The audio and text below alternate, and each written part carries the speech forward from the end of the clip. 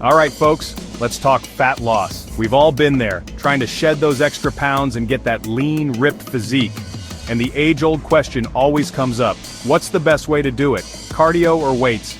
We're gonna break it down, get into the science, and uncover the truth. You see that animation right there? On one side, we got a dude pumping iron, and on the other, we got a guy pounding the treadmill. You'd think the cardio king is torching more calories, right? Well, the answer might surprise you. It's not as simple as you think. We're gonna dive deep into the afterburn effect, talk about why muscle is your metabolic furnace, and expose some common cardio mistakes that could be sabotaging your progress. So buckle up because we're about to drop some serious knowledge bombs.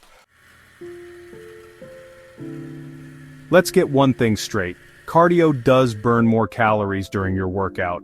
You're huffing and puffing, your heart rate's through the roof, you're definitely torching some calories.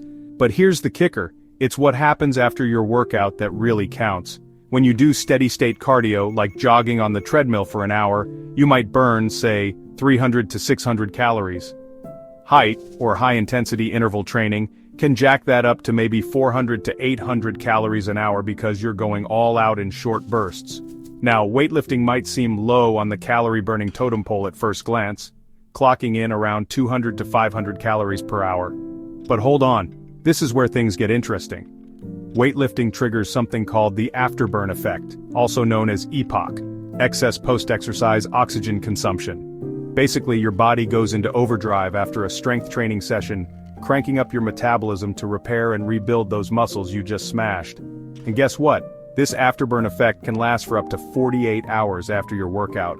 That means you're still burning extra calories even when you're at home chilling on the couch. Cardio, on the other hand, stops burning calories almost immediately after you finish. So while it might win in the short term, weightlifting reigns supreme for long-term fat loss. Now, I'm not saying you should ditch cardio altogether. The best approach for fat loss is to combine both strength training and HIIT, like a dynamic duo working in perfect synergy. Think of it this way. Strength training builds muscle, which is your metabolic furnace, and HIIT cranks up the heat, incinerating those fat stores. It's like throwing logs on a fire and then hitting it with a blowtorch. So what's a good workout split? I'm talking 3 to 4 days of hitting the weights, focusing on progressive overload, lifting heavier over time, and compound movements that work multiple muscle groups at once. Squats, deadlifts, bench press, the big boys that build serious muscle. Then sprinkle in 1 to 2 days of HIIT or metabolic circuits. These are short bursts of intense exercise that'll have you gasping for air, but feeling like a total badass. And hey, if you're feeling up to it, throw in 1 or 2 days of low-intensity cardio, walking, easy cycling for recovery and some extra calorie burn. Here's the thing, muscle is your secret weapon in the fat loss battle. The more muscle you have, the higher your resting metabolism. That means you're burning more calories even when you're just sitting around doing nothing. It's like having a fat-burning engine running in the background 24/7.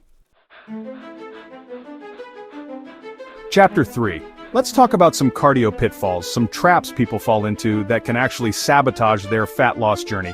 First up, doing too much steady-state cardio. You know, those endless hours on the treadmill or elliptical. Listen, I get it, you're sweating, you're feeling the burn, but too much of this kind of cardio can actually lead to muscle loss. And remember, muscle is your metabolic furnace. You start losing muscle, your metabolism slows down, and fat loss grinds to a halt.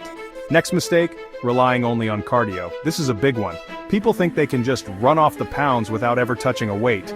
Wrong. You need strength training to build muscle and keep that metabolism fired up.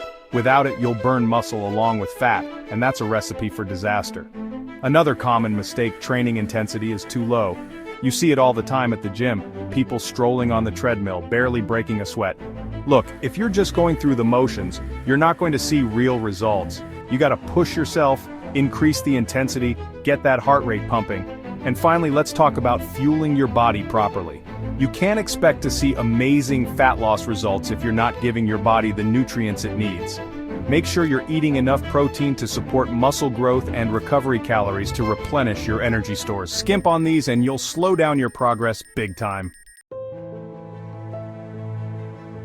Chapter 4.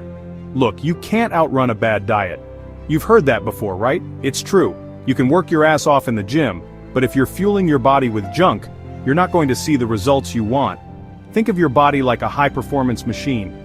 You wouldn't put cheap gas in a Ferrari, would you? So why would you fuel your body with processed foods, sugary drinks, and unhealthy fats? To really maximize fat loss, you gotta focus on whole, nutrient-dense foods. We're talking lean proteins like chicken, fish, and beans. Complex carbs like brown rice, quinoa, and sweet potatoes. Healthy fats like avocados, nuts, and olive oil. And don't forget about fruits and vegetables. They're packed with vitamins, minerals, and fiber, which helps you feel full and satisfied. Here's the thing about nutrition. It's not about deprivation. It's about making sustainable changes to your eating habits that you can stick with for the long haul. So ditch the fad diets, forget about calorie counting, and focus on nourishing your body with real whole foods. Trust me, your body will thank you for it. Chapter 5. Alright, let's bring it all home. What's the verdict on weights versus cardio for fat loss? Here's the deal. Lifting weights is like the heavyweight champion of fat loss. It builds muscle, boosts your metabolism, and keeps you burning calories long after your workout is over. But that doesn't mean cardio is useless. HIIT is like the high-energy sparring partner, helping you torch extra calories and improve your cardiovascular fitness. So what's the best approach? Combine both. Aim for 3 to 4 days of strength training, focusing on compound movements and progressive overload. Add in 1 to 2 days of HIIT to crank up the intensity. And if you're feeling up to it, throw in some low-intensity cardio for recovery and extra calorie burn. But remember, none of this matters if you're not eating a healthy diet. Focus on whole, nutrient-dense foods that fuel your body and support your fitness goals. And here's the most important thing. Find something you enjoy and stick with it. Consistency is key when it comes to fat loss. So get out there, put in the work, and watch those pounds melt away. Outro. So there you have it, folks. The truth about weights and cardio for fat loss. It's not about choosing one over the other. It's about finding the right balance that works for you. Remember, building muscle is like building a bigger engine. It'll torch calories even when you're not working out. And listen, I'm not saying you gotta give up pizza and beer altogether. Just be mindful of what you're putting into your body. You can still enjoy the good stuff. Just do it in moderation.